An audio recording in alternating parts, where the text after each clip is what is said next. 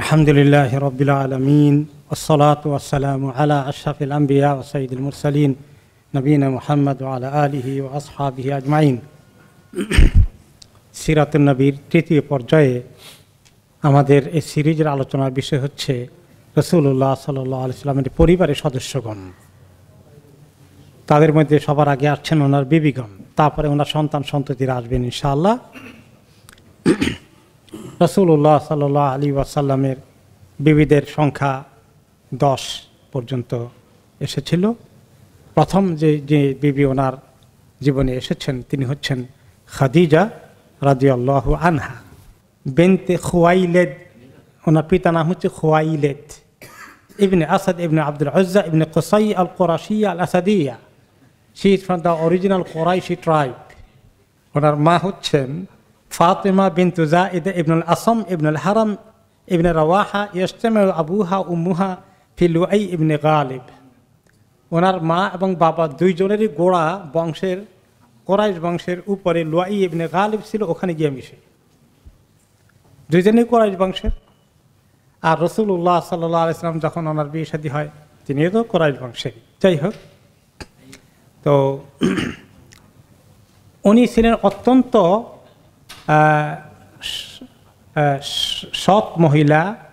ওনার আখলাক সম্পর্কে আরব দেশে ওনার আশেপাশের লোকেরা সবাই জানতো। ওনার মতো ভদ্র, অমায়িক এবং সব দিক থেকেই ভালো মানুষ আরও সমাজে কম আছে। সমস্ত আরবদের অপবিত্রতা থেকে তিনি মুক্ত ছিলেন অলমোস্ট। এই জন্য ওনাকে বলা হতো তাহেরা। তাহেরার অর্থ কি? পাক পবিত্র যিনি, যিনি পাক পবিত্র, অপবিত্রতা যার জীবনে প্রবেশ করেনি।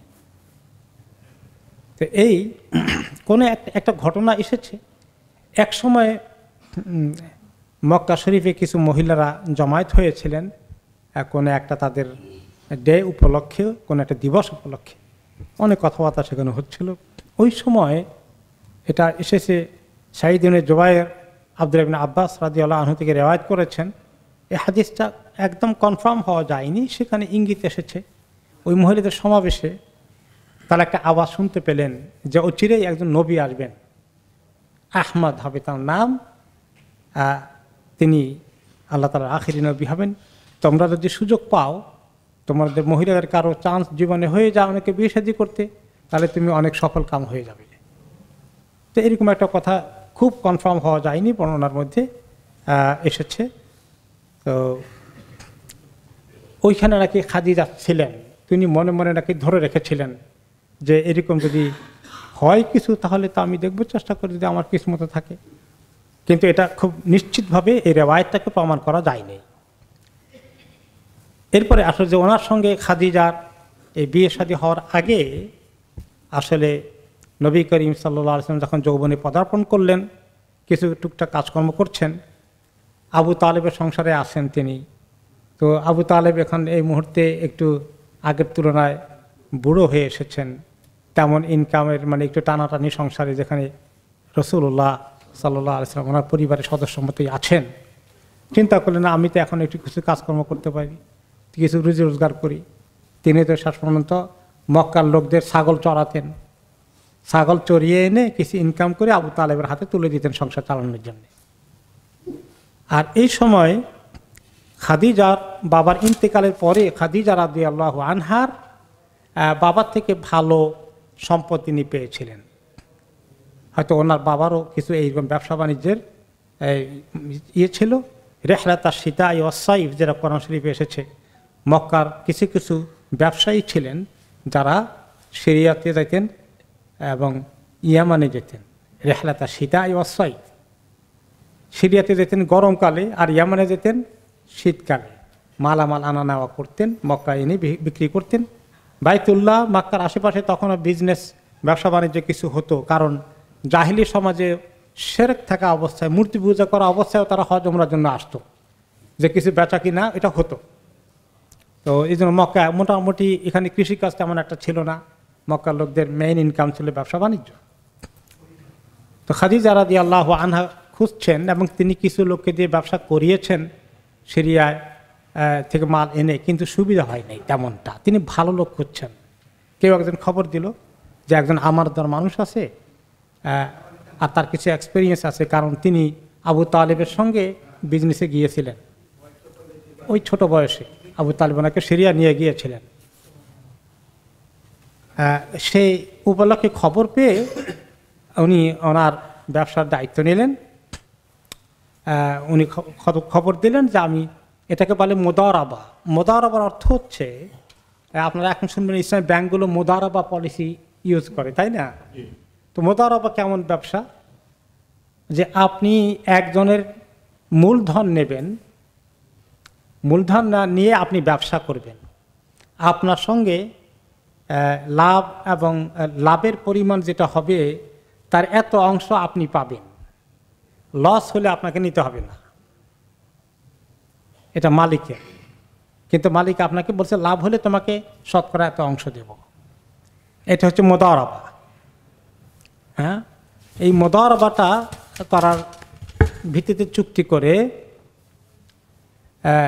ওনাকে তিনি পাঠালেন এবং রাসূলুল্লাহ সাল্লাল্লাহু আলাইহি ওয়াসাল্লাম রাজি হলেন, ওনারা চলে গেলেন। উনি যেহেতু অনেক আমানতদার, এই খবরটা পাওয়ার কারণেই মেইনলি খাদিজা ওনাকে চুজ করেছেন, কারণ আগের লোকদের সঙ্গে ওনার অভিজ্ঞতা বেশি ভালো ছিল না, তারা ঠিকমতো আমানতদারি করেনি। এরপরে নবী করিম সাল্লাল্লাহু আলাইহি ওয়াসাল্লাম যখন অ্যাগ্রি করলেন, তো উনি ওনার সঙ্গে সহকারী হিসাবে খাদিজা রাদিয়াল্লাহু আনহার কৃতদাস মাইসারাকে সাথে পাঠালেন। মাইসারা সহ একসঙ্গে ওনারা দুইজন সিরিয়ার দিকে রওনা করলেন। মাইসারা নোটিস করলেন এর আগে যারা বিজনেস করেছিল তাদের চরিত্রে আর মুহাম্মদ সাল্লাল্লাহু আলাইহি ওয়াসাল্লামের চরিত্রের মধ্যে অনেক পার্থক্য। ওনার চরিত্র কেমন ছিল আপনারা তো বুঝেনি। মাইসারা দেখলেন এটা এক অস্বাভাবিক মানুষ দেখা যাচ্ছে। মাইসারা মা লাম ইয়ারাহু মিন আহাদিন গায়রাহু আবাদান লাকাদ রাআ দামাসাতুল খুলুক ওয়া হুসনাল আদাব ওয়া কারামাল উশরা ওয়া সিদকাল হাদিস ওয়া জামালাস সুহবা ওয়া লিনাল জানিব ওয়া জালালাত তাওয়াদু। দেখলেন যে তিনি এত সুন্দর চরিত্র, ওনার এত সুন্দর ব্যক্তিত্ব, এত মানবিক গুণে তিনি পরিপূর্ণ, আর ওনার সঙ্গে চলে মাইসারা এত কমফোর্টেবল ফিল করলেন, এত আরাম লাগলো। এর আগে যাদের সঙ্গে গিয়েছিলেন তাদের এইরকম ব্যবহার তাদের কাছে পাননি, তিনি কষ্ট পেয়েছেন কোনো কোনো সময়, যে এত ভদ্র মানুষ হয়, এটা তিনি নোটিস করলেন। খাদিজাকে বলবেন যে কি মানুষ, এবার আমি সঙ্গে গিয়েছি জানেন, এটা প্ল্যান করছে যে খাদিজাকে গিয়ে বলবেন যে কেমন লোকটা মুহাম্মদ সাল্লাল্লাহু আলাইহি ওয়াসাল্লাম। এরপরে আপনারা জানেন পথিমধ্যে সিরিয়া পৌঁছার আগে রাসূলুল্লাহ সাল্লাল্লাহু আলাইহি ওয়াসাল্লাম যখন একটা গির্জার পাশে দিয়ে যাচ্ছিলেন, খ্রিস্টানদের ধর্ম জায়গা, তাদের ইবাদতের জায়গা, ইবাদতখানা, তখন সেখানে তিনি রাহিব ছিলেন। রাহিব শামী, তিনি ছিলেন কিন্তু হক দিনের উপরে, ঈসা আলাইহিস সালামের, যেটা ওয়ারাকা ইবনে নওফল যেরকম ছিলেন, হক দিন। এবং তিনি জানতেন যে আখিরি নবী যিনি আসবেন তার লক্ষণগুলো কি। যখন নবী করিম সাল্লাল্লাহু আলাইহি ওয়াসাল্লাম ওখানে একটা গাছের নিচে রেস্ট দিলেন, আরাম করলেন, বিশ্রাম নিচ্ছেন, যাত্রা বিরতি করলেন, এবং যেটা ছিল একদম ওই তাদের ইবাদতখানার পাশে, যেখানে রাহিব থাকতেন, যেখানে তাদের ধর্মগুরু থাকতেন। তিনি নোটিস করলেন যে এই গাছের নিচে তিনি ছায়া নিচ্ছেন। তো মাইসারাকে জিজ্ঞেস করলেন ওই রাহিব, তাদের ধর্মযাজক, যে এই লোকটা কে, বলো তো দেখি। বললেন হাযা রাজুলুম মিন কুরাইশ মিন আহলিল হারাম, আল্লাহর হারাম যে মক্কা, ইব্রাহিম আলাইহিস সালামের যে ঘর কাবা, ওখানকার একজন মানুষ। তখন নবী করিম সাল্লাল্লাহু আলাইহি ওয়াসাল্লাম নবুয়ত পাননি। তো এখন রাহেব বললেন মা নাযালা তাহতা হাযিহি শাজারাতু কাত্তুন ইল্লা নবী, এই গাছের নিচে এভাবে রেস্ট নেওয়ার কাজ কোনো নবী ছাড়া কেউ করেন না। তার মানে তিনি আগামীতে নবী হবেন। মাইসারা এটা আরেকটা তার মাথায় ঢুকলো, ইনি নবী হবেন, তাহলে তো সাংঘাতিক কথা। এবং তিনি শিওর হলেন যে এত ব্যক্তিত্ব সম্পন্ন মানুষ যখন হয়েছে, ঠিকই অন্য যাদের সঙ্গে গিয়েছিলাম তাদের যে কাজ কারবার দেখেছি আর ওনার সঙ্গে রাত এবং দিনের পার্থক্য, আকাশ জমিনের পার্থক্য, তাহলে তার কথা ঠিক। নবী করিম সাল্লাল্লাহু আলাইহি ওয়াসাল্লাম সিরিয়া পৌঁছলেন এবং খাদিজার মক্কা থেকে নেওয়া মালগুলো বিক্রি করলেন। ওখান থেকে মক্কায় আনার জন্য, ইম্পোর্ট করার জন্য ভালো ভালো মাল কিনলেন এবং আসলেন যখন, তখন অনেক এই ব্যবসায় অনেক লাভ হলো আগের তুলনায়, অনেক বরকত হয়ে গেল। এখন মক্কা শহরে প্রবেশের আগে মাররুদ জাহরান নামে একটা এলাকা আছে, ওখানে আসার পরে মাইসারা বললেন যে অনেক সুখবর তো এবারে হয়ে গেছে, বিজনেসের আগের তুলনায় অনেক প্রফিট হয়েছে, আপনি মানে সুখবরটাকে আমি দৌড়ে দিব না আপনি দিবেন আগে? বরঞ্চ তিনি উৎসাহিত করলেন যে এত সুখবরটা আমি না দিয়ে আপনার নিজের মুখে দেন। মাইসারা বললেন কাকে? রাসূলুল্লাহ সাল্লাল্লাহু আলাইহি ওয়াসাল্লাম, আপনি খবরটা দেন, আমি আস্তে ধীরে বাকি মালটা নিয়ে, মালের যে বহর আছে এগুলো নিয়ে আমি যাই, আস্তে ধীরে যাই, আপনি কি ওনারাই সুখবর দেন। তার মাইন্ডে কিছু আছে, মাইসারার মাইন্ডে। নবী করিম সাল্লাল্লাহু আলাইহি ওয়াসাল্লাম তার কথা অনুযায়ী গেলেন। তিনি যখন খাদিজা রাদিয়াল্লাহু আনহা বাড়ির কাছে দিকে যাচ্ছেন কাছাকাছি, ওই সময় খাদিজার পাশে কিছু মহিলা ঘরে ছিলেন, তারা একটু উপরের তলায় থাকতেন, দোতলা ঘরে। দেখলেন যে ওদিক থেকে লোক আসতেছে, লোকটার মাথার উপরে মেঘের একটা ছায়া, এই গরমের মধ্যে দুপুরবেলা ঢুকছিলেন তিনি, মেঘের ছায়া তাকে ফলো করতেছে, তাকে ছায়া দিয়ে দিয়ে নিয়ে যাচ্ছে। সেটা দেখে তারা সবাই স্তম্ভিত হয়ে গেলেন। তারপরে নবী করিম সাল্লাল্লাহু আলাইহি ওয়াসাল্লাম এসে বললেন যে এবারে ব্যবসায় আলহামদুলিল্লাহ অনেক ভালো ইনকাম হয়েছে, তার মানে গতবারে ডবল ইনকাম হয়েছে যাদেরকে দিয়ে করিয়েছিলেন তাদের তুলনায়। তো বলেন যে খাদিজা বলেন যে মাইসারা কই? বলেন যে সে আসতেছে মালপত্র নিয়ে, আমাকে বললো একটু তাড়াতাড়ি সে খবরটা দেওয়া, সুখবর দেওয়ার জন্য আমি দিন আসলাম। তারপর শেষ হয়ে গেল এখানে এই কাহিনী। এরপরে মাইসারা পরে আসলেন, এসে তিনি সব কাহিনী বললেন, জানেন এই লোক কিরকম, কে জিনিস, তাকে আমি কাছে থেকে দেখলাম, ইয়া আল্লাহ, এরকম মানুষ হয় না দুনিয়াতে। এবং ওই আমাকে কি কথা বলেছে ধর্মযাজক, উনি নাকি নবী হবেন, এই সব কথাবার্তা বলে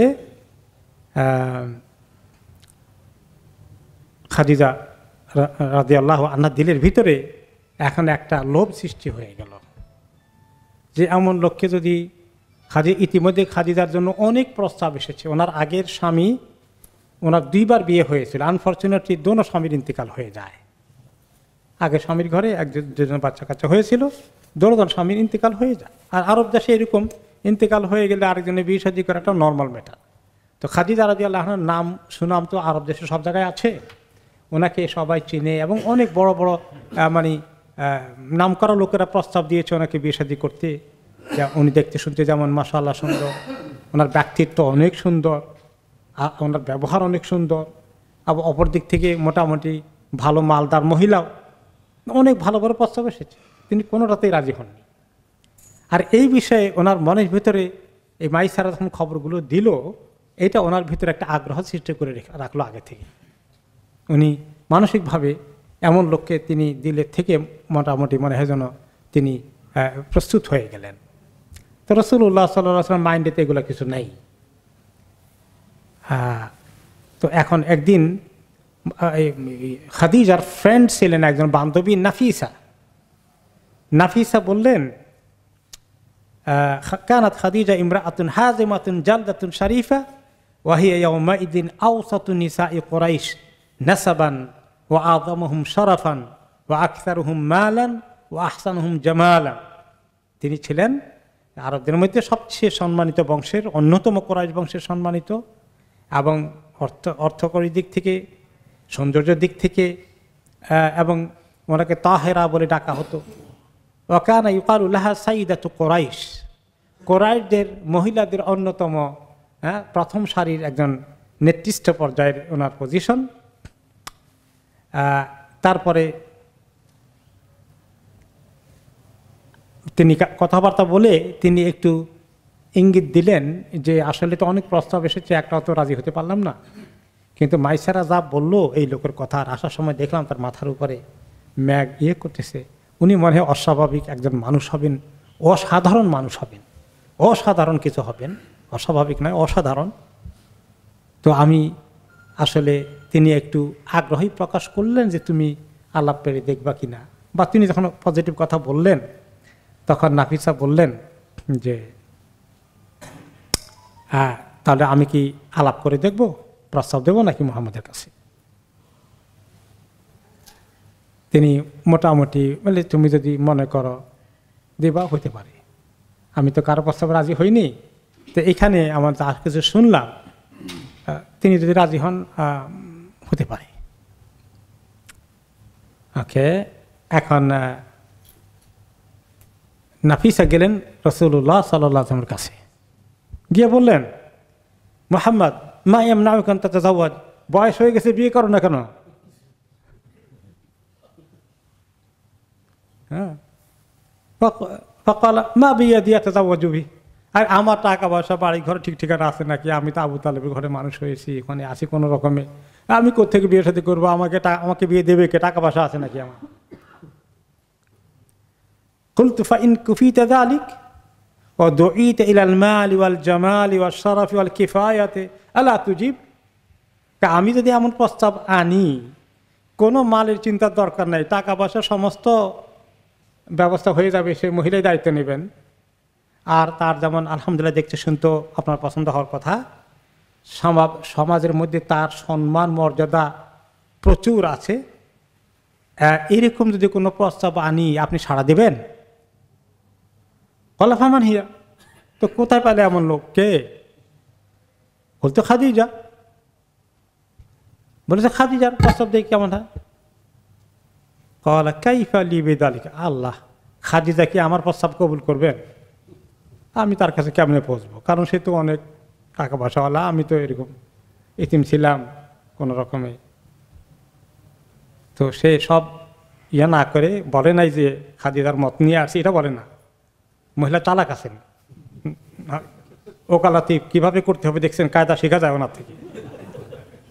বলতে বালা ওয়ান আফাল, আরে বলেন কি, আমি ঠিক করে দেবো সব, আপনার কোনো চিন্তা নাই, আমি ব্যবস্থা করতেছি।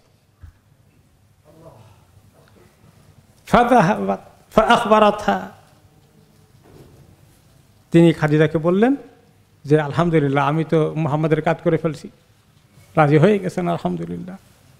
হ্যাঁ, তো এখন আল্লাহ বাসা। তো শেষ পর্যন্ত কথাবার্তা হচ্ছে। এখন তিনি বললেন যে আমার চাচা হলেন আমার ওয়ালি, আমার গার্ডিয়ান, তো ঠিক আছে তাহলে চাচাকে খবর দিতে হয়, চাচা আসুক, তিনি যদি সিরিয়াসলি চিন্তা করেন।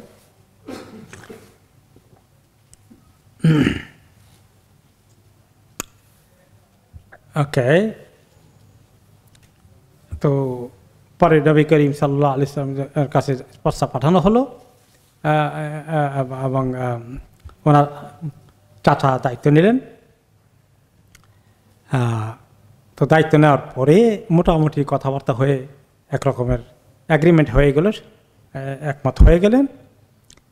হামজা ওনার চাচা, এবং তিনি আসলে মেইনলি প্রস্তাব নিয়ে এসে বললেন যে আপনার ভাতিজি খাদিজার বিয়ের প্রস্তাব নিয়ে এসেছি আমার ভাতিজা মুহাম্মদ সাল্লাল্লাহু আলাইহি ওয়াসাল্লামের জন্যে। তো এটা হলো একটা রেওয়ায়েত এসেছে। আর অন্য রেওয়ায়েতে এসেছে যে এই চাচা নয়, এই চাচা হয়তো প্রস্তাব দিয়েছেন, কিন্তু আসল যে জিনিসটা, প্রস্তাব দেওয়ার পরে যখন অ্যাগ্রি করা হয়, দিন তারিখ ঠিক করা হয়ে গেল, আসলেন, তখন মেইন রোল প্লে করেছেন ওনার চাচা আবু তালেব। এবং আবু তালেবের সঙ্গে কথাবার্তা হয়ে ওনারা অ্যাগ্রি করলেন যে ঠিক আছে। নবী করিম সাল্লাল্লাহু আলাইহি ওয়াসাল্লাম আসলেন, এবং সাথে ওনার কয়েকজন ওনাদের গণ্যমান্য চাচা, ওনার পরিবারের হাশেমি গোষ্ঠীর ওনার সবাই দিকে কয়েকজনকে নিয়ে আসলেন। এবং সেখানে ওনাদের মজলিসে ফরমালি কথা হচ্ছে, আবু তালেব খুতবা দিলেন। তো আবু তালেব তো তখন মুসলিম হন নাই, খুতবা দিলেন কেমনে? এটা ইব্রাহিম আলাইহিস সালামের তরিকা, আরবদের মধ্যে তখনও ছিল, কোরাইশ বংশ এগুলো ছিল, তারা আল্লাহকে চিনতো, আল্লাহকে স্বীকারও করতো।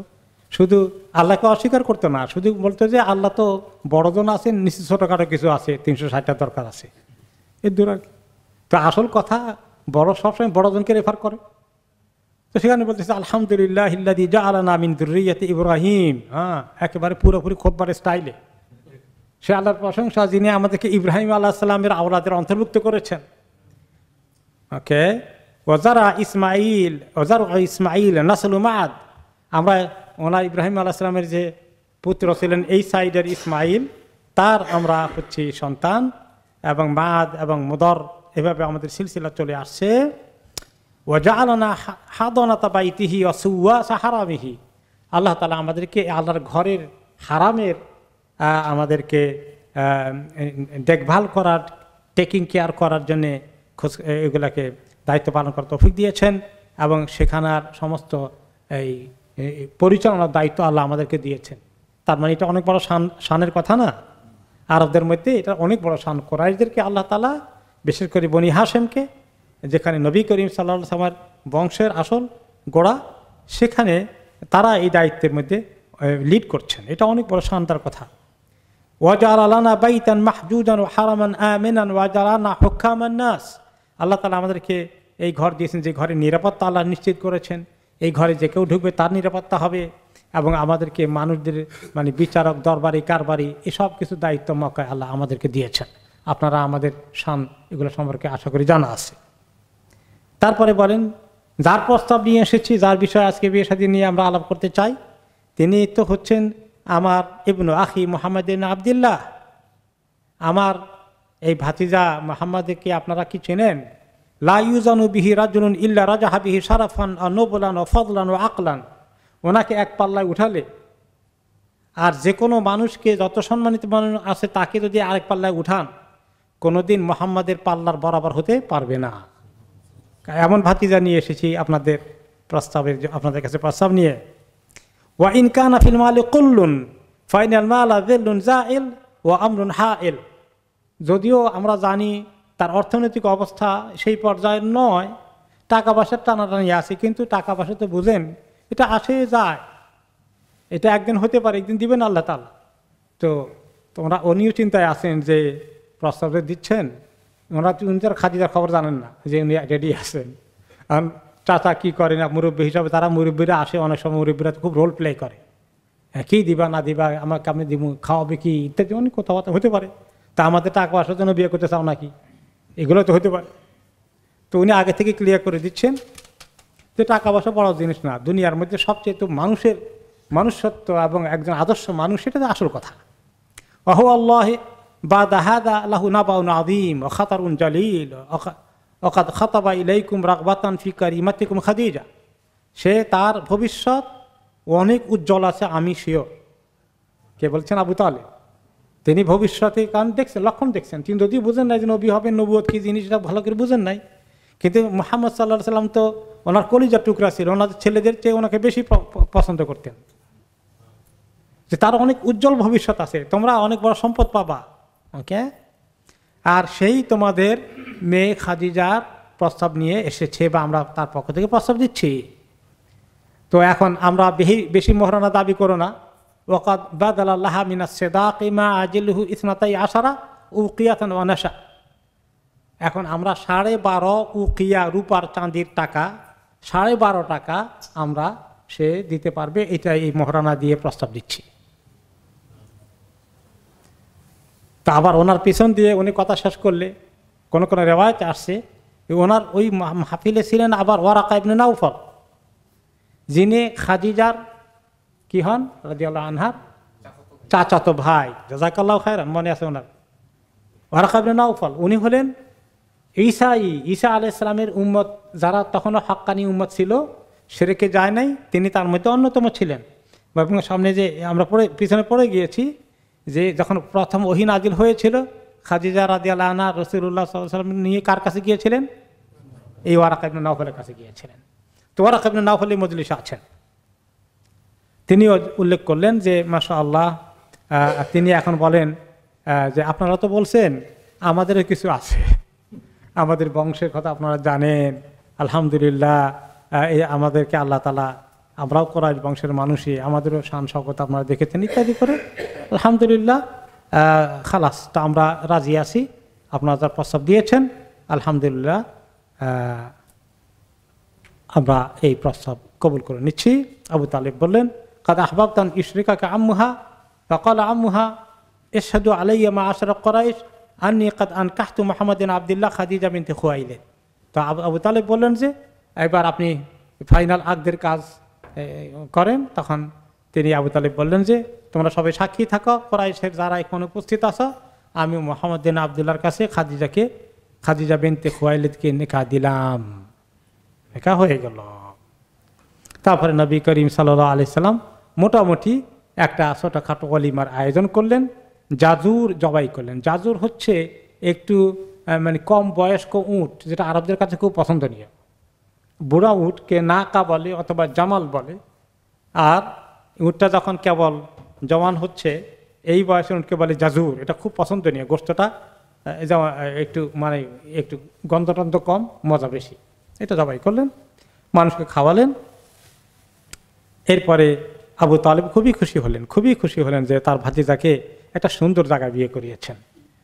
তিনি বলেন, আলহামদুলিল্লাহ ইল্লাযী আকরামানা ওয়া ওয়াফাকানা ইলাল খায়র, যে আল্লাহ তাআলা আমাদেরকে সম্মানিত করলেন, একটা ভালো জায়গায় আমাদেরকে আল্লাহ তাআলা তৌফিক দিলেন যাওয়ার জন্যে। এভাবে নবী করিম সাল্লাল্লাহু আলাইহি ওয়াসাল্লাম ওনার জীবনের প্রথম ওলিমা করলেন খাদিজা রাদিয়াল্লাহু আনহার বিয়ে উপলক্ষে। বিয়ে উপলক্ষে আরেকটি ঘটনা এসছে যে তিনি খবর দিলেন বিয়ের হওয়ার আখ্যান দিয়া, বা যেদিন বিয়ে হবে তার আগে খবর দিলেন ওনার দুধমা আমেনা রাদিয়াল্লাহু আনহাকে, হালিমা রাদিয়াল্লাহু আনহাকে। কারণ মা নেই, মায়ের কথা মনে পড়লো, মায়ের জায়গা দখল করেছেন কে? হালিমা, দুধমা। ওনাকে খবর দিলেন, যদি উনি এখন বড় হয়ে গেছেন আর হালিমা থাকেন ওই মক্কাতে না, তার দূরে, তার বাদিয়া, তার গ্রামের এলাকায় থাকেন, হালিমাকে খবর দিয়ে নিয়ে আসলেন। তো ঐতিহাসিকগণ বলেন যে হালিমা বিনতে আবি দুআইব, হালিমা খবর পেয়ে দৌড়ে আসলেন লিতাশহাদা জাফাফা ইবনিহা, তার দুধ খাওয়া সন্তানকে তিনি তার এই বিয়ে উপলক্ষে তিনি দেখবেন, মায়ের রোল প্লে করবেন। ওয়া কাআন্নাল্লাহা কাদ আরাদা আন ইউআবিদান নাবিয়্য সাল্লাল্লাহু আলাইহি ওয়াসাল্লাম শাইআন মিন ফারহিল উম্মি বিইবনিহা লাইলাতা জাফাফিহি ফাআরসালা উম্মাহু মিনার রাদা লিতানুবা আন আমিনা বিনতে ওয়াহাব আল্লাতী ফাকাদাহা ইবনুহা ওয়া হুয়া তাফল। ছোট বয়সে আমিনা যে হারিয়েছিলেন সেই জায়গা শূন্যস্থান পূরণ করার জন্যই আল্লাহ তাআলার মানসা নবী করিম সাল্লাল্লাহু আলাইহি ওয়াসাল্লাম খাদিজা হালিমা রাদিয়াল্লাহু আনহাকে খবর দিয়ে আনলেন। আর হালিমা রাদিয়াল্লাহু আনহাকে পেয়ে বিয়ের পরে যখন তিনি শ্বশুরবাড়িতে আসলেন, রাসূলুল্লাহ সাল্লাল্লাহু আলাইহি ওয়াসাল্লাম ঘর করতে আসলেন, সেখানে হালিমাকে দেখে তিনি খুব খুশি হলেন যে যাক, আমার স্বামীর মা নেই কিন্তু মায়ের জায়গা যাকে তিনি দিয়েছেন তিনি তাকে মায়ের মতোই সম্মান করলেন। এবং আহদাথা আরবাঈনা শাতান আদাত বিহা ইলা বাদিয়াতিহা, যে কথা তখন থাকলেন যাওয়ার সময় খাদিজা রাদিয়াল্লাহু আনহা 40টি ছাগল দিয়া উপহার দিয়ে হালিমাকে তার বাড়ির দিকে যাওয়ার সময় দিয়ে দিলেন। তিনি খাদিজা রাদিয়াল্লাহু আনহা কত বুদ্ধিমতী দেখছেন, যে রাসূলুল্লাহ সাল্লাল্লাহু আলাইহি ওয়াসাল্লাম খুশি হবেন তার এই দুধমাকে তিনি সম্মান দেখালেন। সুবহানাল্লাহ। এবং ওনারা বৌদ্ধ মানুষ, বেদুইন এলাকায় থাকে, ওনাদের ইনকাম কম, একটু সংসারে টানাটানি আছে, তিনি 40টা ছাগল দিলেন। আরব দেশে 40টা ছাগল তো মাশাআল্লাহ কোয়াইট একটা গুড একটা অ্যাসেট, সম্পদ। এরপরে নবী করিম সাল্লাল্লাহু আলাইহি সাল্লামকে দেখতে আসতেন প্রায় হালিমা, যে কেমন যাচ্ছে সংসার, খুশি হতেন, এসে দেখা সাক্ষাৎ করে যেতেন। আর খাদিজাও একদম শাশুড়ির মতো করে ওনাকে খুব এহতেরাম করতেন। তার নবী সাল্লাল্লাহু আলাইহি সাল্লাম তার মাকে, দুধ মাকে এহতেরাম করেন। কারণ খাদিজা যখন হালিমা যখন আসেন, রাসূলুল্লাহ সাল্লাল্লাহু আলাইহি সাল্লাম নিজের গায়ের চাদরটা খুলে বিছিয়ে দিলেন যে আপনি এখানে বসেন। খাদিজাও ঠিক এরকমভাবে শাশুড়ির মতো করে ওনাকে তিনি খেদমত করছেন, মানে যেন রাসূলুল্লাহ সাল্লাল্লাহু আলাইহি ওয়াসাল্লামের মা।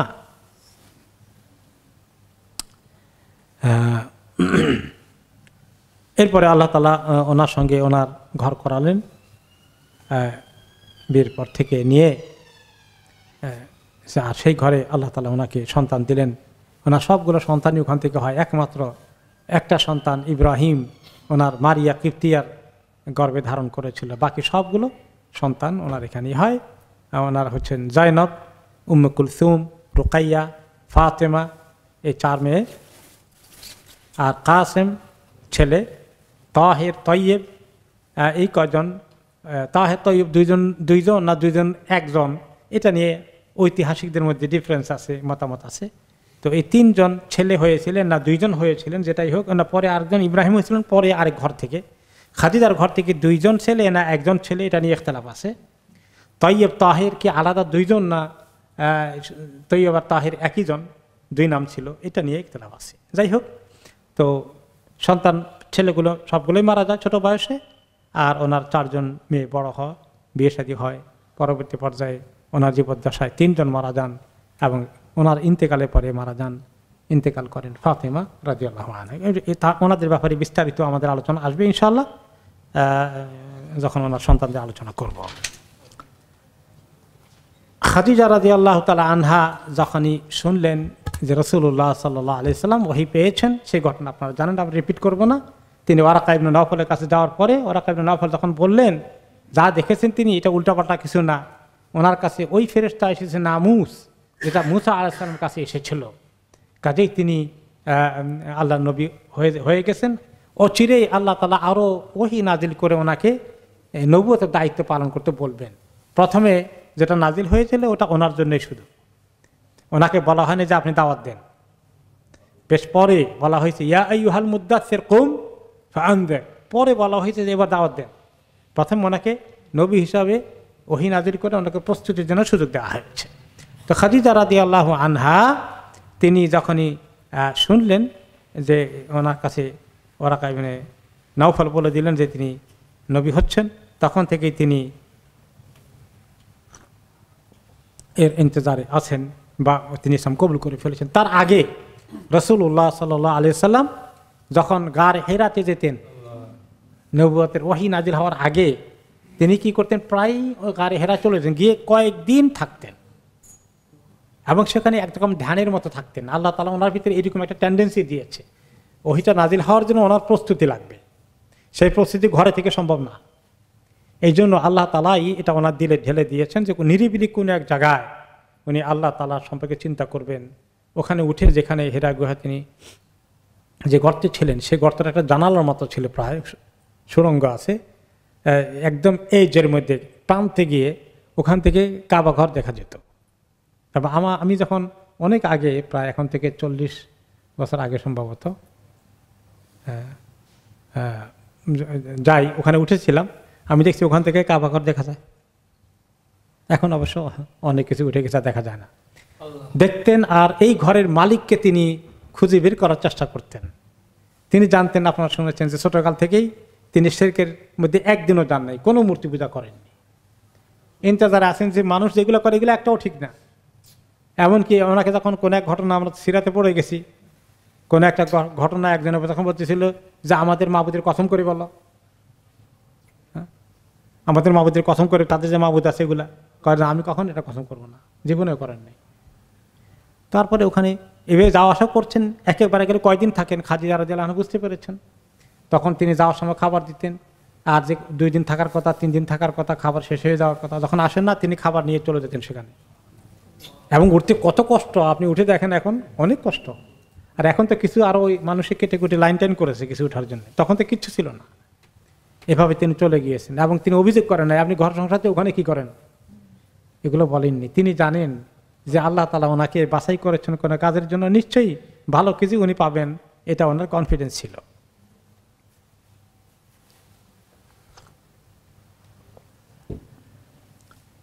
এরপরে যখন ওহী নাজিল হয়ে গেল, ইকরা বিসমি রাব্বিকাল্লাযী খালাক, তিনি যখন নিয়ে গেলেন, ওয়ারাকা ইবনে নওফল যখন বললেন, তখন তিনি আলহামদুলিল্লাহ রাজি হয়ে গেলেন, তিনি ইসলাম কবুল করে ফেলেন। তিনি প্রথম মুসলিম। নবী করিম সাল্লাল্লাহু আলাইহি ওয়াসাল্লাম পরে সবার আগে ঈমান এনেছেন কে? খাদিজা রাদিয়াল্লাহু আনহা। এরপরে আমরা দেখি যে এই খবর যখন খাদিজা পেলেন যে আমার স্বামী নবী হয়ে গেছেন, তিনি তো আল্লাহ তাআলার কাছে অনেক শুকর আদায় করলেন ওকে ওকে রাইট। এবং সেখানে যে কথা হয়েছিল, ওয়ারাকা ইবনে নাওফলকে আল্লাহ তাআলা অনেক বিচক্ষণতা দিয়েছেন। তিনি বলেছেন যে নবী তো তুমি হবা, একটা কথা মনে রাখবা, তোমার কওম তোমাকে ফুলের মালা দিয়ে বরণ করবে না, তুমি অচিরেই দেখবা তোমার কওম তোমার দুশমনে পরিণত হবে, তোমাকে দেশ থেকে বহিষ্কার করে ফেলবে, তোমাকে এই দেশ ছেড়ে তোমাকে হিজরত করা লাগতে পারে। তিনি কি বলেছেন, আও মুখরিজিয়াহুম, তারা আমাকে বের করে দেবে, কারণ সবাই তো আমাকে আল আমিন বলে ডাকে, এত আদর করে, এত মহব্বত করে, এত সম্মান করে। মক্কার ঘরের পাথর, কালো পাথর বসাতে গিয়ে আমাকে ফয়সালাই মানলো, কিন্তু শেষ পর্যন্ত যা হওয়ার তাতে হয়েছে। এরপরে এই রেসালাতের দায়িত্ব পালন করতে গিয়ে নবী করিম সাল্লাল্লাহু আলাইহি সাল্লাম কী পরিমাণ কষ্ট করেছেন আমরা সেটা দেখেছি, যে তিনি কোনো রকমে বিরক্ত হননি, তিনি সবরের সাথে তার স্বামীকে সঙ্গ দিয়েছেন এবং তার বিপদে আপদে সবসময় তিনি ছায়ার মতো ছিলেন। এবং ওনাকে তিনি কিভাবে সান্ত্বনা দিতেন, এত বুদ্ধিমতী মহিলা, এত বুদ্ধিমতী মহিলা। রাসূলুল্লাহ সাল্লাল্লাহু আলাইহি ওয়াসাল্লাম যখন জিবরাইল আলাইহিস সালাম 3 বার জড়িয়ে ধরলেন, ফেরেশতার জড়ানো ধরাতো, মানুষের জড়ানো ধরাতো, মানে এটা তো অনেক পাওয়ারফুল ছিল। তিনি ঘাবড়িয়ে গেছেন, তিনি পরিচয় দেন না যে আমি জিবরাইল ওহী নিয়ে আসছি, এখানে আল্লাহ তাআলার মানুষ আছে, বলা হয় না। ঘরে আসি যখন কি বললেন, জাম্মিলুনি জাম্মিলুনি, আমাকে কম্বল জড়িয়ে দাও, কম্বল জড়িয়ে, জ্বর এসে গেছে, আমাকে শোয়াই দাও, আমি কি দেখেছি বুঝি না, এটা কি দেখলাম কি আমি। তিনি পেরেশান হয়ে গেছেন। তখন খাদিজা রাদিয়াল্লাহু তাআলা আনহা যে কথাটা বলেছিলেন ওকে, যে না আপনি কাল্লা লা ইউখজিকাল্লাহু আবাদান, আল্লাহ তাআলা আপনাকে কখনো অপমানিত করবেন না, কখনো খারাপ কিছু আল্লাহ আপনার কাছে আনবেন না।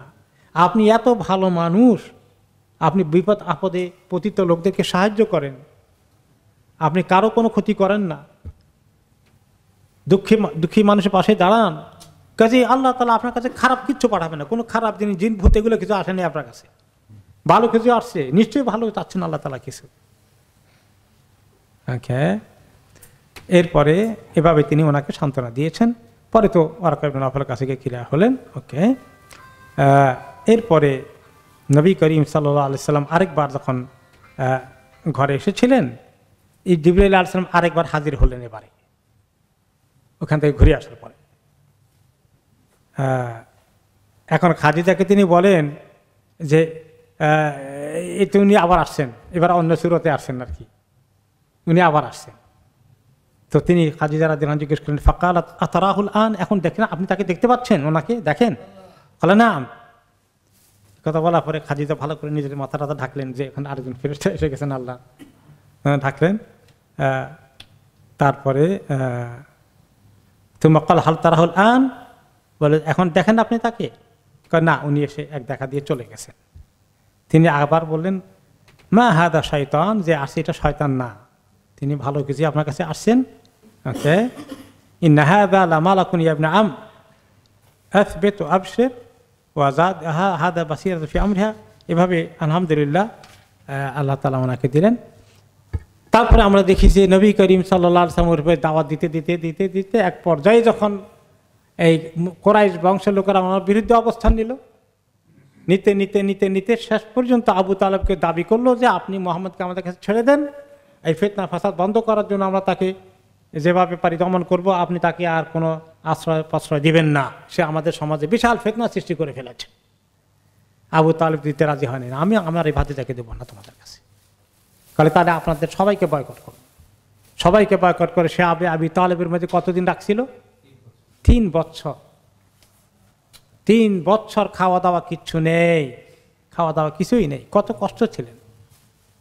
এবং সেখানে যারা ছিলেন তারা সাধারণত গাছের পাতা খেয়েছেন, কোনো রকম খোঁজ করে পাওয়া গেলে, তাদের পায়খানাগুলো ছাগলের বড়ির মতো হয়ে গেছে। এক পর্যায়ে আল্লাহ তাআলা 3 বছর পরে যখন সে চুক্তি ভঙ্গ করে, তখন সেখানে কষ্টের কারণে খাদিজা রাদিয়াল্লাহু আনহা ইতিমধ্যে তিনি বয়স্ক হয়ে গেছেন, 60-এর উপরে 65-এর কাছাকাছি বয়স হয়ে গেছে। ওই সে আবু তালেবের সাফারিং কষ্টে তিনি ওনার শরীরের মধ্যে এটা ধরে ফেলে, মানে ওনার শরীরটা ভেঙে যায়, অসুস্থ হয়ে পড়লেন।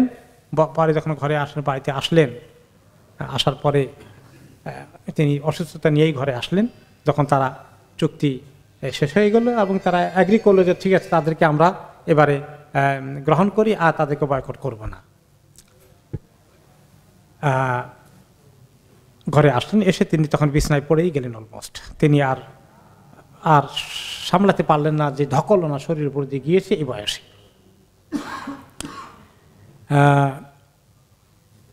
এবং কিছুদিনের মধ্যেই আল্লাহ তাআলা ওনাকে দুনিয়া থেকে নিয়ে গেলেন, ওনার ইন্তেকাল হয়ে গেল। রাসূলুল্লাহ সাল্লাল্লাহু আলাইহি ওয়াসাল্লাম অনেক কষ্টে এই শোক সামলালেন এবং তিনি হুজুন এলাকায়, যেটা মুআল্লা কবরস্থান, সেখানে তিনি নিজেকে দাফন করলেন। এবং রাসূলুল্লাহ সাল্লাল্লাহু আলাইহি ওয়াসাল্লাম ওই সময় খুব শোকগ্রস্ত হয়ে গেলেন, কারণ পরপর দুটি ঘটনা। কিছুদিন আগে ওনার চাচা ইন্তেকাল করলেন, তারপরেই ইন্তেকাল করে ফেললেন খাদিজা রাদিয়াল্লাহু আনহা, যেটা ওনার জন্য খুবই কষ্টকর একটা সময় ছিল। দুইজনের মৃত্যুর মধ্যে ব্যবধান ছিল 1 মাস 5 দিন। আবু তালেবের মৃত্যুর পরে খাদিজা রাদিয়াল্লাহু আনহা 1 মাস 5 দিন পরে ইন্তেকাল করলেন এবং এই দুইটা শোক ওনাকে হিট করল। এই জন্য এটাকে বলা হয় আমুল হুজন, ওনার শোকের বৎসর। এই শোকের মধ্যে উনি সময়গুলো কাটালেন। পরবর্তী পর্যায়ে আস্তে আস্তে করে আল্লাহ তাআলা ওনাকে ধৈর্য ধারণের তৌফিক দিয়েছেন। তো খাদিজা রাদিয়াল্লাহু আনহার গুণাবলীর মধ্যে অনেক হাদিসে এসেছে, অনেক সুন্দর সুন্দর কথাগুলো। নবী করিম সাল্লাল্লাহু আলাইহি ওয়াসাল্লাম ওনার প্রতি এত সন্তুষ্ট ছিলেন এবং আল্লাহর পক্ষ থেকে তিনি খাদিজাকে সুসংবাদ দিয়েছেন। আর তিনি একটি হাদিসে বলেছেন, খাইরুন নিসাইল আলামিন, সমস্ত বিশ্বের মুসলমানদের মধ্যে খাইর উত্তম হচ্ছেন মারিয়াম বিনতে ইমরান, ঈসা আলাইহিস সালামের মা মারিয়াম, ও আসিয়া বিনতে মুজাহিদ, আর ফেরাউনের স্ত্রী আসিয়া, আর খাদিজা বিনতে খুয়াইলিদ, আর 4 নম্বর হচ্ছে ফাতেমা বিনতে মুহাম্মদ। ফাতেমা কার মেয়ে? খাদিজার মেয়ে। তাহলে এই 5 জনের মধ্যে ওনারা 2 জন ঢুকে গিয়েছেন। এই সুসংবাদ তিনি পেয়েছেন রাসূলুল্লাহ সাল্লাল্লাহু আলাইহি ওয়াসাল্লাম কাছ থেকে। খাদিজা রাদিয়াল্লাহু আনহা গোপনে প্রকাশ্যে কিভাবে রাসূলুল্লাহ সাল্লাল্লাহু আলাইহি ওয়াসাল্লামকে সাহায্য করেছিলেন, ওনার সমস্ত সম্পদকে তিনি উৎসর্গ করেছেন রাসূলুল্লাহ সাল্লাল্লাহু আলাইহি ওয়াসাল্লামের খেদমতে। আসার সাথে সাথেই ওনার কৃতদাস যায়েদ ইবনে হারেসাকে ওনাকে দান করলেন, তার খেদমতে লাগিয়ে দিলেন। এভাবে ওনার সমস্ত সম্পদ, নবী করিম সাল্লাল্লাহু আলাইহি ওয়াসাল্লাম যতদিন দায়িত্ব পালন করেছেন নবুয়তের, ওনার রুজি রোজগারের জন্য চিন্তা করতে হয়নি। খাদিজা রাদিয়াল্লাহু আনহা সেগুলাকে দায়িত্ব পালন করেছেন, ওনার অর্থনৈতিক কষ্ট হয়নি। খাদিজা রাদিয়াল্লাহু আনহাকে রাসূলুল্লাহ সাল্লাল্লাহু আলাইহি ওয়াসাল্লামের বিবি হিসাবে ওনার জীবদ্দশাতেই রাসূলুল্লাহ সাল্লাল্লাহু আলাইহি ওয়াসাল্লামকে সুসংবাদ দিয়েছেন জিবরাইল আলাইহিস সালাম। একবার জিবরাইল আলাইহিস সালাম ওনার কাছে আসছেন ওহী নিয়ে, তিনি সিটিং রুমে আছেন, কথা বলছেন, আর খাদিজা রাদিয়াল্লাহু আনহা ভিতরে আছেন। তো ভিতর থেকে কিছু খাবার নিয়ে তিনি আসতেছেন, নবী করিম সাল্লাল্লাহু আলাইহি ওয়াসাল্লামকে দিবেন, খাবার নিয়ে আসতেছেন। আর এখানে যে জিবরাইল আলাইহিস সালাম আসছেন ওটা তো আর তিনি জানেন না, উনি তার মানুষের সুরতের, ওনাকে তো রাসূলুল্লাহ সাল্লাল্লাহু আলাইহি ওয়াসাল্লাম দেখেন, খাদিজা রাদিয়াল্লাহু আনহা তো দেখতে পাচ্ছেন না। তো জিবরাইল আলাইহিস সালাম বলছেন, ইয়া রাসূলুল্লাহ হাদিহি খাদিজাতুন, এই যে খাদিজা আসছেন আপনার কাছে, কাদ আতাতকা ওয়া মাহা ইনাউন ফিহি ইদাম, যে একটা বর্তনে করে আপনার জন্য তরকারি নিয়ে আসছেন, আপনার জন্য খাবার নিয়ে আসছেন। উনি ঘরে আপনার রুমে ঢুকলেই আপনি কি করবেন? ফাইদা আতাতকা ফাকরা আলাইহিস সালাম মির রাব্বিহা ওয়া মিন্নি, উনি আসলেই আপনার আল্লাহর কাছ থেকে আর আমার কাছ থেকে ওনাকে সালাম পৌঁছাইয়েন। সুবহান, কে কিসমত, তাই না? সুবহান। এরপরে ওয়াবাশশিরহা বিবাইতিন ফিল জান্নাতি মিন কাসাবিন লা সাখাবিন ফিহি ওয়া লা নাসাব, আল্লাহ তাআলা ওনার ঘরে জান্নাতে ওনার জন্য যে সুসজ্জিত ইমারত বানিয়ে রেখেছেন, যে প্রাসাদ বানিয়ে রেখেছেন, সেটার খবর দেন। আর উনি এত শান্তভাবে জান্নাতে থাকবেন যে কোনো ধরনের আওয়াজ, কোনো ধরনের ক্লান্তি ওনাকে কখনোই টাচ করবে না। কোনো আওয়াজ এবং মানে কোনো শোরগোল অথবা কোনো কষ্ট ওনাকে টাচ করবে না ওই ঘরের প্রাসাদের মধ্যে। তো সব জান্নাতীদেরকেই তো আল্লাহ তাআলা এরকমই দিবেন, সেখানে কোনো কোনো গন্ডগোল হবে না, কোনো শোরগোল হবে না, কিছুই হবে না। কিন্তু ওনার জন্য খাস করে এই সুসংবাদ কেন বলা হয়েছে? ওনার অবদানের স্বীকৃতি দিতে, যে তিনি কখনো রাসূলুল্লাহ সাল্লাল্লাহু আলাইহি ওয়াসাল্লামকে উঁচু গলায় কোনো প্রতিবাদ করেননি, তর্ক বিতর্ক করেননি, বাদানুবাদ করেননি। দেরি করছেন কেন, এতদিন কোথায় ছিলেন, এত লেটে আসছেন কেন, কোনো সময় বলেন। এই যে তিনি আদব রক্ষা করেছেন এটা। আর তিনি কখনো নিজে ক্লান্ত হয়ে গেলেও রাসূলুল্লাহ সাল্লাল্লাহু আলাইহি ওয়াসাল্লামের তিনি কখনোই কষ্ট হোক এটা তিনি বরদাস্ত করতেন না, তিনি তার খেদমত করার চেষ্টা করতেন। এই দুই কারণে আল্লাহ তাআলা ওনাকে এই কথাগুলো বলে সালাম দিয়ে পাঠিয়েছেন জিবরাইল আলাইহিস সালামকে সুসংবাদ দেওয়ার জন্য। কত বড় কিসমত না, কত বড় তাকদীর, কত বড় মর্তবা আল্লাহ তাআলা ওনাকে দান করেছেন। এই জন্য ওনার ইন্তেকালের পরে রাসূলুল্লাহ সাল্লাল্লাহু আলাইহি ওয়াসাল্লাম প্রায়ই ওনার কথা আলোচনা করতেন। দেখেন, প্রিয়জনের কথা ভোলা যায় না সহজে, তাই না? এরপরেই উনি ওনার অনেক ওনার তুলনায় কম বয়স্ক মেয়েদেরকে, মহিলাদেরকে বিয়ে করেছেন। এরপরেও খাদিজা রাদিয়াল্লাহু আনহার কথা উনি কিছুতেই ভুলতে পারতেন না, ওকে, এবং প্রায়ই ওনার প্রশংসা করতেন। তো আয়েশা রাদিয়াল্লাহু আনহা তো জওয়ান মানুষ, উনি মাঝে মধ্যে ওনার একটু কষ্ট হয়ে যেত এত প্রশংসা শুনলে খাদিজার। তো উনি বলতেন قد فأحست بالغيرة فقالت قد أبدلك الله خيرا منها, যে আল্লাহ তাআলা আপনাকে কত, ওনার বুড়ো একজন মহিলার পরিবর্তে জওয়ান মহিলা আপনাকে দিয়েছেন, কত উত্তম আপনাকে দিয়েছেন না। এরপরে ওনার কথা বলবেন আপনি, খালি ওনার কথাই বলতে থাকেন। فتغير وجه رسول الله صلى الله عليه وسلم وزجر عائشة غاضبا, উনি নবী করিম সাল্লাল্লাহু আলাইহি ওয়াসাল্লামের এই কথা শুনে অনেক কষ্ট হয়েছে এবং তিনি একটু মানে কষ্ট পেয়েছেন এবং তিনি একটু রাগ হয়েছেন। বলছেন, আল্লাহি মা আবদালানি আল্লাহু খায়রাম মিন, আল্লাহর কসম ওনার চেয়ে উত্তম কাউকে আল্লাহ আমাকে দেননি, উনি সবার সেরা ছিলেন। আমানাত বি হিনা কাফারান নাস, সমস্ত মানুষ মানতে অস্বীকার করেছে, ঈমান আনে নাই, তিনি ঈমান এনেছেন। ওয়া সাদ্দাকাতনি ইয কাযাবানি নাস, সবাই আমাকে মিথ্যাবাদী বলেছে, আমি নবী না, তিনি এক কোনো দ্বিধাদ্বন্দ্ব না করেই তিনি বিশ্বাস করেছেন, ইয়াকিন করেছেন। ওয়া ওয়াসাতনি বিমালিহা ইয হারামানি নাস, তার সমস্ত সম্পদ আমাকে তিনি দান করে দিয়েছেন যখন মানুষ আমাকে সব কিছু থেকে বঞ্চিত করেছিল। তো কোন কোন রেওয়ায়েত আছে, এবারে আয়েশা রাদিয়াল্লাহু আনহা বুঝতে পেরেছেন, তিনি খুব অনুতপ্ত হলেন, বললেন, ইয়া রাসূলুল্লাহ উফু আন্নি, ইয়া রাসূল আমাকে মাফ করে দেন। ওয়ালা তাসমাউনি আযকুরু খাদিজা বাদা হাদাল ইয়াউম বিশাইইন তাকরাহুহু, আশা করছি আজকে থেকে আমি আর খাদিজার ব্যাপারে আপনার কাছে খারাপ কিছু বলবো না কোনোদিন, আমাকে মাফ করে দেন। নবী করিম সাল্লাল্লাহু আলাইহি ওয়াসাল্লাম কিভাবে খাদিজা রাদিয়াল্লাহু আনহাকে ভুলতে পারেননি, এই বিষয়ে আরেকটি হাদিসে আয়েশা রাদিয়াল্লাহু আনহা বলেন, ওই আগের কথা আর কি, ওই এই ঘটনার পরে না, তার আগের ঘটনা।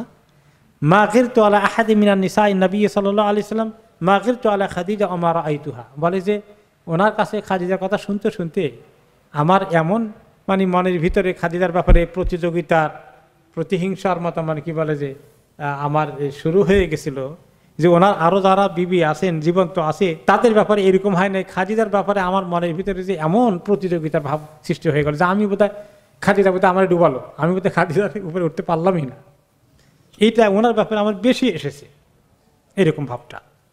অথচ আমি তাকে দেখি না, সে নাই আমার সাথে, কারণ এত বেশি যে তিনি তার উল্লেখ করেন।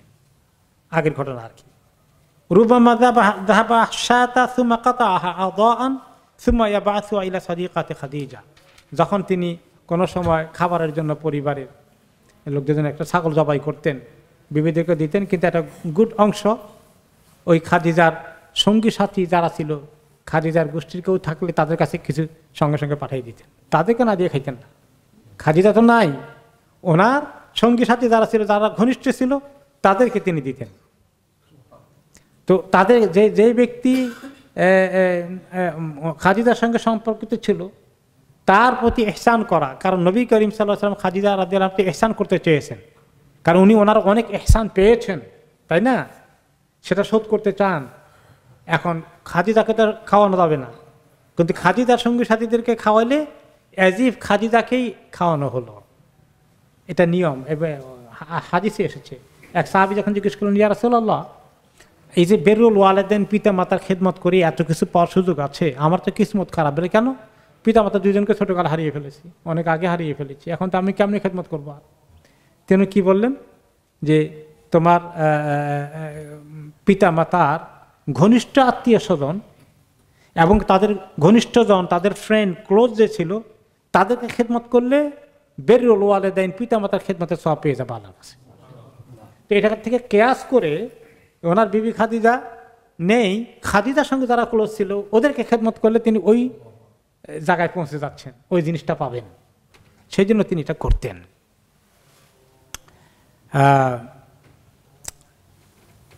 ওনার ইন্তেকালের পরেও নবী করিম সাল্লাল্লাহু আলাইহি সাল্লাম যখন মক্কা বিজয় করলেন, মক্কা বিজয় করার পরে তিনি যখন মক্কায় কিছুদিন থাকলেন, বেশি দিন থাকেন নাই, মদিনা চলে গেছেন, প্রায় ওই ঘরে যেতেন যে ঘরটা এখন পরিত্যক্ত হয়ে গেছে, যেখানে খাদিজাকে নিয়ে থাকতেন, প্রায় সেই ঘরটাকে দেখতে যেতেন, ওই এলাকাটা দেখতে যেতেন, খাদিজার স্মৃতি রোমন্থন করতেন, তাকে তিনি ভুলতে পারছেন না। এভাবে করে খাদিজা রাদিয়াল্লাহু আনহা রাসূলুল্লাহ সাল্লাল্লাহু আলাইহি সাল্লামকে তাঁর যে শান দেওয়ার কথা ছিল তিনি দিয়েছেন, আর সে শান আল্লাহ তাআলা ওনাকেও দিলেন, উভয়ই পেলেন। এবং তখন ওনার জীবদ্দশায় তিনি আর কাউকে কোনোদিন বিয়ে করার চিন্তাও করেননি। এটাই যথেষ্ট ছিল যে উনি খাদিজা রাদিয়াল্লাহু আনহাকে নিয়ে তিনি এত খুশি ছিলেন, সুখী ছিলেন যে উনি কোনো দিকে আর চিন্তা ভাবনা করতে হয়নি, তখন প্রয়োজনও হয়নি। মদিনা যাওয়ার পরে অবশ্যই ওনার তখন বিয়ে শাদী খাদিক করতে হয়েছে বিভিন্ন কারণে, যেটা আমরা পরবর্তী পর্যায়ে শুনব। এমনকি একবার ওনার সঙ্গে দেখা করতে আসলেন হালা, খাদিজার বোন, কোনো কোনো রেওয়ায়েতে ভাই। তো দাদা নক করতেছে, তো তিনি বললেন আল্লাহুম্মা হালা, আল্লাহ এটা যেন হালা হয়, খাদিজার ভাই বা বোন, মানে এত মনের ভিতরে চাহিদা, খাদিজার ভাই বোন আসলে উনি খুশি। তো ঠিকই দরজা করলেন, হালা এসে গেছে, ওয়েলকাম করলেন। তো এভাবেই তিনি তার স্ত্রীকে কখনোই বলেননি, এবং আল্লাহ তাআলা ওনাকে ইনশাআল্লাহ আখিরাতে ওনার সঙ্গে দেখাবেন, অবশ্যই ওনাকে সে শান আল্লাহ তাআলা দেবেন। এরপরে নবী করিম সাল্লাল্লাহু আলাইহি সাল্লামের পরবর্তী পর্যায়ে যখন বিয়ে করেছিলেন তিনি হচ্ছেন সাউদা বিনতে জামআ। ওনার কাহিনী আমরা আগামী সপ্তাহে শুনবো ইনশাআল্লাহ তাআলা। খাদিজা রাদিয়াল্লাহু আনহা আমাদের সমস্ত মুসলিম মহিলাদের জন্য একজন আদর্শ, তাই না? ওনার এই আদর্শটা যদি আমাদের ছেলে মেয়েদেরকে পড়াই, বিশেষ মেয়েদেরকে, আমাদের মেয়েরা যদি খাদিজা রাদিয়াল্লাহু আনহার কাহিনীটা ভালো করে পড়েন, তাহলে ওনারা বুঝবেন যে স্বামীকে খাদিজা রাদিয়াল্লাহু আনহা যেভাবে সম্মান করেছিলেন, ইহতিরাম করেছিলেন, ওই রকম তারাও শিখবে। অবশ্য পুরুষরা তো আর মুহাম্মদ সাল্লাল্লাহু আলাইহি ওয়াসাল্লাম মতন সেই মানের হবে না, তারপরেও মহিলাদের জন্য এই খাদিজা, ফাতেমা, আর এই যে চারজনের কথা বলা হয়েছে, ওনারা সবাই রোল মডেল, এক্সাম্পল। তা আমাদের মেয়েদেরকে এই সমস্ত সাহাবিয়াতদের এবং সালেহাতদের কাহিনী শোনানো দরকার, যাতে করে তারা এরকম অবস্থায় গড়ে ওঠে। এই যে সমাজে আমরা বসবাস করছি, এই সমাজে তো মানে মহিলারা তো এখন স্বামীকে সেই সম্মান অনেক ক্ষেত্রে দিতে চায় না, এবং এই দেশের এই সোসাইটির এই কালচারের প্রভাব তাদের উপরে পড়ছে, এবং তাতে করে পরিবারগুলো আসলে ভাঙ্গনের দিকে চলে যায়। সেক্ষেত্রে আমি বলবো না শুধু মহিলাদের, এক্ষেত্রে পুরুষদেরও যথেষ্ট গাফলতি রয়েছে। উভয়ই আমরা নবী করিম সাল্লাল্লাহু আলাইহি ওয়াসাল্লাম ওনার থেকে এবং মহিলারা ওনার পরিবারের সদস্যদের কাছ থেকে শিখতে পারেন। আল্লাহ তাআলা আমাদেরকে তৌফিক দান করুন। বারাকাল্লাহু ফিকুম, জাযাকুমুল্লাহ খায়র।